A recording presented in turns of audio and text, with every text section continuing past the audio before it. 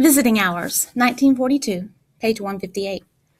After 7 restless days had passed, Henry repeated the process, starting with the same hopes.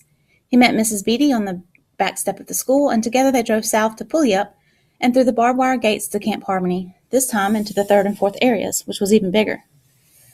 The last one included the livestock pavilions that had been converted into housing, one family to each stall, so he'd been told. Back at home, his parents were so proud of him.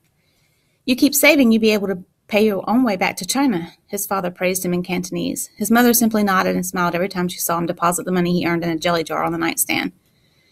Henry didn't know what else to do with so much spending money in a time when sugar and shoe leather were being rationed. To spend it on penny candy and more comic books just seemed wasteful, especially at Camp Harmony where there was so little of everything. "More of the same today," Mrs. Beatty grunted as she began unloading the Japanese sundries from the back of the truck. During the week, Henry realized where they were coming from. She was ordering extra supplies from the school, then bringing them down to the camps, discreetly passing them out to the prisoners and their families. She was trading them for cigarettes that had been provisioned to each household.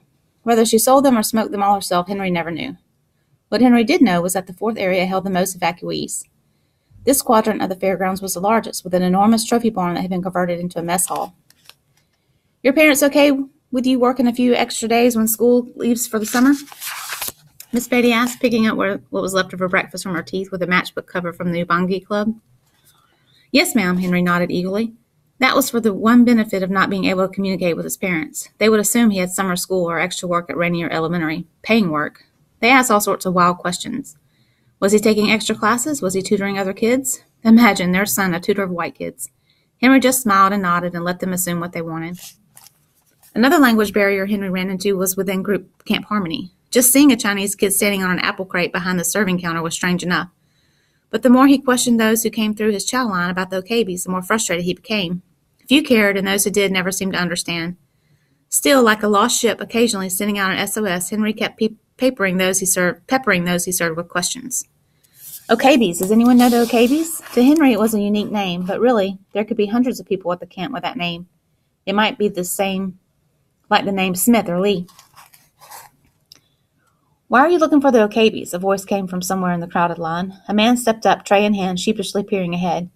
He was wearing a buttoned-up shirt that had once been white, but now was the same color as the overcast sky. His trousers were wrinkled and muddy about the ankles.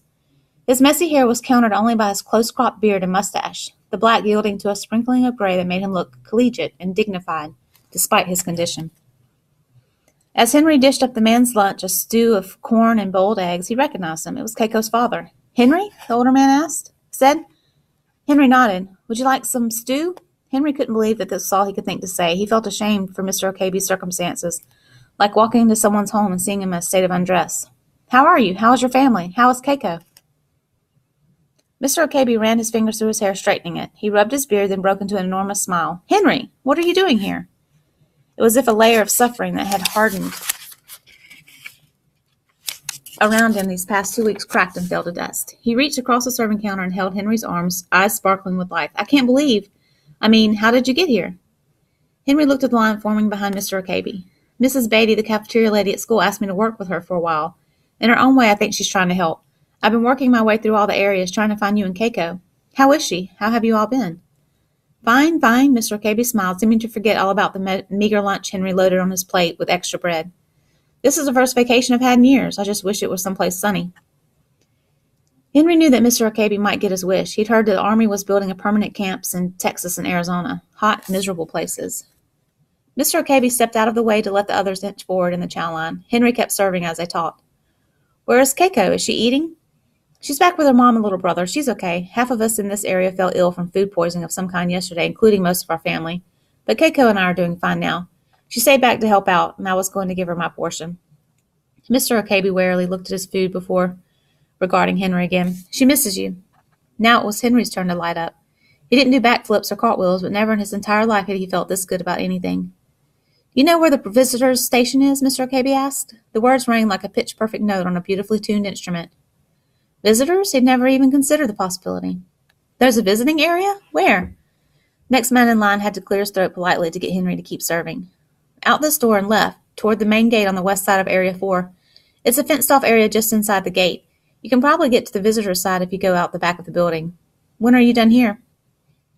Henry looked at the old army surplus clock that hung on the wall above the front door. In 1 hour? I'll ask Keiko to meet you there. Mr. Kirby headed for the door. I need to get back. Thank you, Henry. For what? I'm just thanking you in case I don't see you for a while.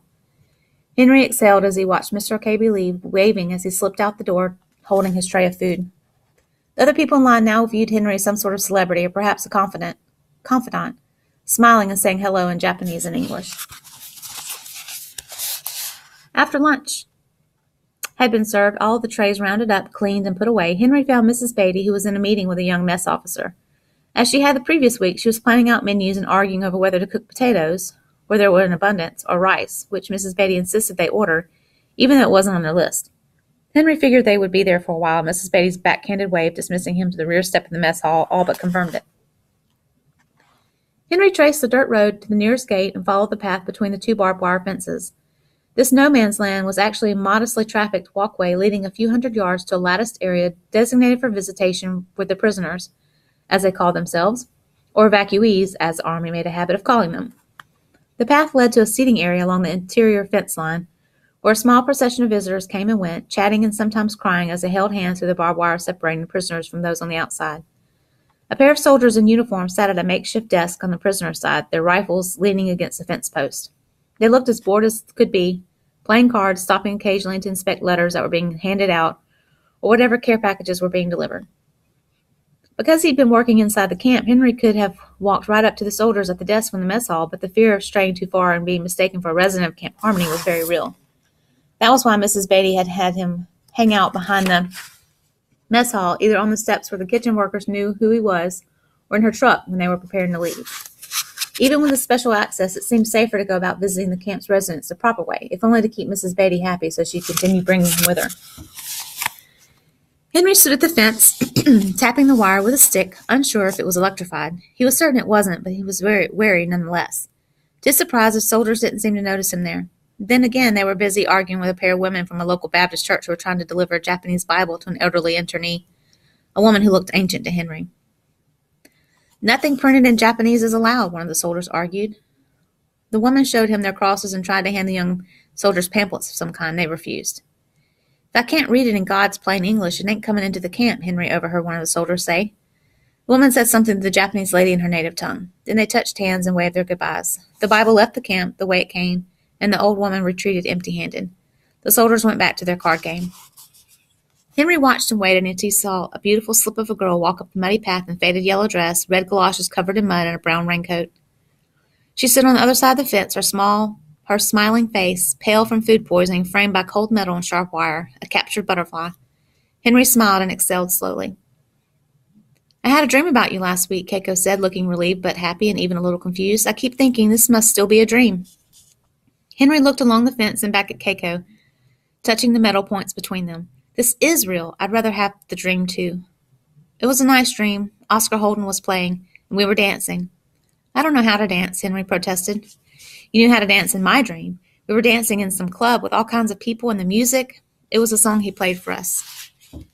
The song from the record we bought, but it was somehow slower. We were slower. That's a nice dream. Henry felt it as much as she did.